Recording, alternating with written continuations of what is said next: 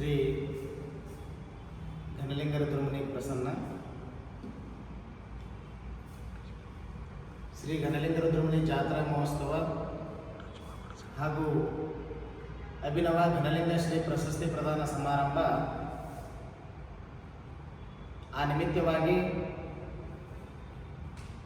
ಈ ಒಂದು ಪತ್ರಿಕಾ ಪ್ರಕಟಣೆ ಮೂಲಕವಾಗಿ ಇಡೀ ಜಾತ್ರಾ ಮಹೋತ್ಸವದ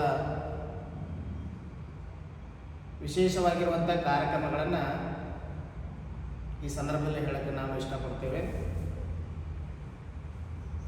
ಏಪ್ರಿಲ್ 7ನೇ ತಾರೀಕು ದಿನದಂದು ಶ್ರೀ ಘನಲಿಂಗ ರುದ್ರಮುನಿ ಜಾತ್ರಾ ಮಹೋತ್ಸವ ಬಹಳ ಸಡಗರ ಸಂಭ್ರಮದಿಂದ ಆಚರಿಸಬೇಕೆಂದು ನಾವೆಲ್ಲರೂ ಕೂಡ ನಿರ್ಣಯವನ್ನು ಮಾಡಿದ್ದೇವೆ. ಹೀಗಾಗಿ ಸಕಲ ಸದ್ಭಕ್ತಾದಿಗಳಿಗೆ ತಿಳಿಸುವುದೇನೆಂದರೆ, ದವನದ ಹುಣ್ಣಿಯಾಗಿ 5ನೇ ದಿನದಂದು ಶ್ರೀ ಘನಲಿಂಗ ರುದ್ರಮುನಿ ಜಾತ್ರಾ ಮಹೋತ್ಸವ ಮಾಡಬೇಕು ಅಂತ ನಾವೆಲ್ಲ ನಿರ್ಣಯವನ್ನು ಮಾಡಿದ್ದೇವೆ. ಹೀಗಾಗಿ ಏಪ್ರಿಲ್ 7ನೇ ತಾರೀಕು ದಿನದಂದು ಶ್ರೀ ಘನಲಿಂಗ ರುದ್ರಮುನಿ ಜಾತ್ರಾ ಮಹೋತ್ಸವ ಅಭಿನವ ಘನಲಿಂಗ ಶ್ರೀ ಪ್ರಶಸ್ತಿ ಪ್ರದಾನವನ್ನು ನಾವು ಆಯ್ಕೆ ಮಾಡಿದ್ದೇವೆ. ಹೀಗಾಗಿ ಆ ಸಂದರ್ಭವನ್ನು ಬೆಳಗಿನ ಜಾವ 11 ಗಂಟೆಗೆ ಆ ಒಂದು ಧರ್ಮ ಸಮಾರಂಭ ಜರುಗುತ್ತದೆ.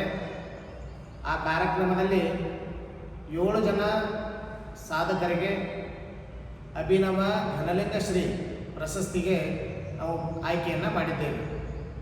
ಹೀಗಾಗಿ ಶ್ರೀಮಠ ಯಾವತ್ತೂ ಕೂಡ ಜಾತಿ ಮತ ಪಂಥ ಭೇದ ಭಾವವನ್ನು ಮರೆತು ಎಲ್ಲರನ್ನ ತೆಗೆದುಕೊಂಡು ಹೋಗುವಂಥ ಭಾವ ಶ್ರೀಮಠಕ್ಕೆ ಯಾವತ್ತೂ ಕೂಡ ಶ್ರೀಮಠ ಮುನ್ನಡೆಸ್ಕೊಂಡು ಬರ್ತಾ ಇದೆ. ಆ ನಿಟ್ಟಿನೊಳಗೆ ಸಾಮಾಜಿಕ, ಧಾರ್ಮಿಕ, ಶೈಕ್ಷಣಿಕ ಎಲ್ಲ ರಂಗದಲ್ಲಿ ಸೇವೆಯನ್ನು ಮಾಡಿರುವಂತಹ ಸೇವಾದಾತರಿಗೆ ಗುರುತಿಸುವಂಥ ಕೆಲಸವನ್ನು ಶ್ರೀಮಠ ನಿರಂತರವಾಗಿ ಮಾಡ್ತಾ ಇದೆ. ಹೀಗಾಗಿ 2026ನೇ ಸಾಲಿನ ಅಭಿನವ ಘನಲಿಂಗ ಶ್ರೀ ಪ್ರಶಸ್ತಿಗೆ 7 ಸಾಧಕರನ್ನು ನಾವು ಆಯ್ಕೆಯನ್ನು ಮಾಡಿದ್ದೇವೆ.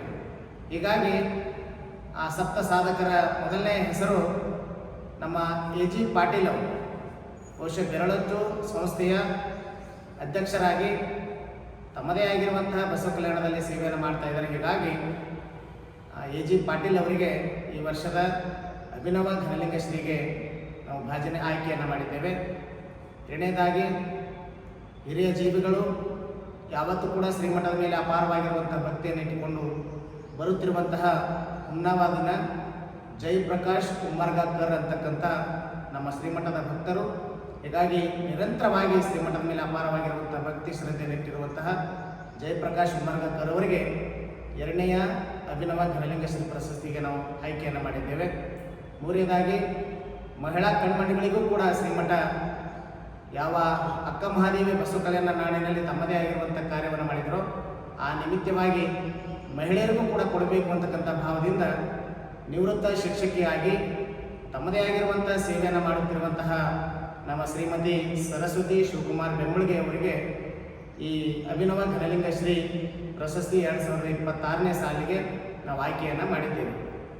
ಹೀಗಾಗಿ 4ನೇವರು ಅಂತಕ್ಕಂಥದ್ದು ಬಹುಶಃ ಶೈಕ್ಷಣಿಕವಾಗಿ ಈ ನಾಡಿನೊಳಗೆ ತಮ್ಮದೇ ಆಗಿರುವಂಥ ಶಿಕ್ಷಣ ಕ್ರಾಂತಿಯನ್ನು ಮಾಡುತ್ತಿರುವಂತಹ ನಮ್ಮ ದಿಲೀಪ್ ಗಿರಿ ಗೋಸಾಯಿ ಅವರು ಗೋಕುಳಿನ ಒಂದು ಹರಿಓಂ ಶಿಕ್ಷಣ ಸಂಸ್ಥೆಯ ಅಧ್ಯಕ್ಷರಾಗಿ ತಮ್ಮದೇ ಆಗಿರುವಂಥ ಮಕ್ಕಳಿಗೆ ವಿದ್ಯಾಭ್ಯಾಸವನ್ನು ಕಲಿಸುವಂಥ ಕಾರ್ಯವನ್ನು ಮಾಡ್ತಾ ಇದ್ದಾರೆ. ಹೀಗಾಗಿ ದಿಲೀಪ್ ಗಿರಿ ಗೋಸಾಯಿ ಅವರಿಗೆ 2026ನೇ ಸಾಲಿನ ಅಭಿನವ ಘನಲಿಂಗ ಶ್ರೀಗೆ ಆಯ್ಕೆಯನ್ನು ಮಾಡಿದ್ದೇವೆ. ಹೀಗಾಗಿ ಇವರೆಲ್ಲ ಒಂದು ಸಾಮಾಜಿಕ, ಧಾರ್ಮಿಕ, ಶೈಕ್ಷಣಿಕವಾಗಿ ಮುಂದೆ ಯುವ ಕಣ್ಮಣಿಗಳಿಗೂ ಕೂಡ ನಾವು ಮಠಕ್ಕೆ ಯಾವತ್ತೂ ಕೂಡ ಕೊಂಡಿಯಾಗಿ ಮುನ್ನಡೆಸಬೇಕು ಅಂತಕ್ಕಂಥ ಭಾವದಿಂದ ನಮ್ಮ ಬಜರಂಗ ದಳದ ಒಂದು ಅಧ್ಯಕ್ಷರಾಗಿ ಬಹಳ ಕ್ರಿಯಾಶೀಲರಾಗಿ ಸಂಘಟನೆ ಚತುರರಾಗಿರುವಂತಹ ರವಿ ನಾವದಗಿಕರ್ ಅವರಿಗೂ ಕೂಡ ಈ ಸಂದರ್ಭದಲ್ಲಿ 2026ನೇ ಸಾಲಿನ ಅಭಿನವ ಘನಲಿಂಗ ಶ್ರೀಗೆ ನಾವು ಪ್ರಶಸ್ತಿಗೆ ಆಯ್ಕೆಯನ್ನು ಮಾಡಿದ್ದೇವೆ. ಹೀಗಾಗಿ ನಮ್ಮ ಯುವ ಮುಖಂಡರು, ವಿಶೇಷವಾಗಿ ಸಮಾಜ ಸೇವಕರಾಗಿರುವಂತಹ ನಮ್ಮ ಶಿವಕುಮಾರ್ ಬಿರಾದರ್ ಅವರಿಗೆ ಅಭಿನವ ಘನಲಿಂಗ ಶ್ರೀಗೆ ನಾವು ಆಯ್ಕೆಯನ್ನು ಮಾಡಿದ್ದೇವೆ. ಮತ್ತು ವಿಶೇಷವಾಗಿ ಸಮಾಜದ ಮೇಲೆ ಅಪಾರವಾಗಿರುವಂಥ ಭಕ್ತಿ ಶ್ರದ್ಧೆಯನ್ನು ಇಟ್ಕೊಂಡು ಯಾವತ್ತೂ ಕೂಡ ಶ್ರೀಮಠದ ಕಾರ್ಯದಲ್ಲಿ ತಮ್ಮನ್ನು ತಾವು ತೊಡಗಿಸಿಕೊಳ್ಳುವಂತಹ ನಮ್ಮ ಲೋಕೇಶ್ ಮುಳುಕೆರೆ ಅವರು ಬಹುಶಃ ಸಮಾಜ ಸೇವಕರಲ್ಲಿ ಮುಂಚೂಣಿಯಾಗಿದ್ದುಕೊಂಡು ಅಂಥವರಿಗೂ ಕೂಡ ಶ್ರೀಮಠದ ಅಭಿನವ ಘನಲಿಂಗ ಶ್ರೀ ಪ್ರಶಸ್ತಿಗೆ ನಾವು 7 ಜನರಿಗೆ ಆಯ್ಕೆಯನ್ನು ಮಾಡಿದ್ದೇವೆ. ಹೀಗಾಗಿ ಈ 7 ಜನರ ಆಯ್ಕೆಯ ಜೊತೆಗೇನೆ ಶ್ರೀಮಠದಲ್ಲಿ ಅನೇಕ ಸಾಮಾಜಿಕ, ಧಾರ್ಮಿಕ, ಶೈಕ್ಷಣಿಕ ಕಾರ್ಯಕ್ರಮಗಳು ನಡೀತವೆ, ಸಾಂಸ್ಕೃತಿಕ ಕಾರ್ಯಕ್ರಮ ಜರುಗುತ್ತವೆ. ಹಾಗಾಗಿ ಅನೇಕ ಹರಗುರು ಜನಮೂರ್ತಿಗಳು ಬರ್ತಾರೆ, ವಿದ್ವಾಂಸರು ಬರ್ತಾರೆ, ಸಾಹಿತಿಗಳು ಬರ್ತಾರೆ. ವಿಶೇಷವಾಗಿ ಈ ಒಂದು ಕಾರ್ಯಕ್ರಮದಲ್ಲಿ ಗುರು ಘನಲಿಂಗರ ಗುರುವಿನ ಲೀಲಾ ಅಂತಕ್ಕಂಥ ಧ್ವನಿ ಸುರುಳಿ ಬಿಡುಗಡೆಯೂ ಕೂಡ ಈ ಸಂದರ್ಭದಲ್ಲಿ ಜರುಗುತ್ತದೆ. ಹೀಗಾಗಿ ಎಲ್ಲ ಕಾರ್ಯಕ್ರಮದಲ್ಲಿ ಸಕಲ ಸದ್ಭಕ್ತಾದಿಗಳು ಹೆಚ್ಚಿನ ಸಂಖ್ಯೆಯಲ್ಲಿ ಆಗಮಿಸಿ ಬರುವಂತಹ ಏಪ್ರಿಲ್ 7ನೇ ತಾರೀಕು ದಿನದಂದು ಇಡೀ ದಿನ ಗವಿಮಠದಲ್ಲಿ ಕಾರ್ಯಕ್ರಮ ಜರುಗುತ್ತದೆ. ಆ ಎಲ್ಲ ಕಾರ್ಯಕ್ರಮಕ್ಕೆ ಸಕಲ ಸದ್ಭಕ್ತಾದಿಗಳು ಆಗಮಿಸಿ ಆ ಕಾರ್ಯಕ್ರಮದಲ್ಲಿ ಭಾಗಿಯಾಗಿ ಪ್ರಶಸ್ತಿ ಪ್ರದಾನ ಸಮಾರಂಭದಲ್ಲೂ ಕೂಡ ಪಾಲ್ಗೊಂಡು ಘನಲಿಂಗರ ಧ್ರುವನಿ ಕೃಪೆಗೆ ಪಾತ್ರ ಆಗಬೇಕು ಮತ್ತು ವಿಶೇಷವಾಗಿ ಮಹಾಪ್ರಸಾದವನ್ನು ಸ್ವೀಕರಿಸಬೇಕು ಅಂತಕ್ಕಂಥ ಮಾತನ್ನು ಈ ಸಂದರ್ಭದಲ್ಲಿ ಹೇಳ್ತಾ ತಾವು ಬನ್ನಿ, ತಮ್ಮವರನ್ನು ಕೂಡ ಕರೆದುಕೊಂಡು ಬನ್ನಿ ಅಂತಕ್ಕಂಥ ಮಾತನ್ನು ಈ ಸಂದರ್ಭದಲ್ಲಿ ಹೇಳಕ್ಕೆ ನಾನು ಇಷ್ಟಪಡ್ತೀನಿ.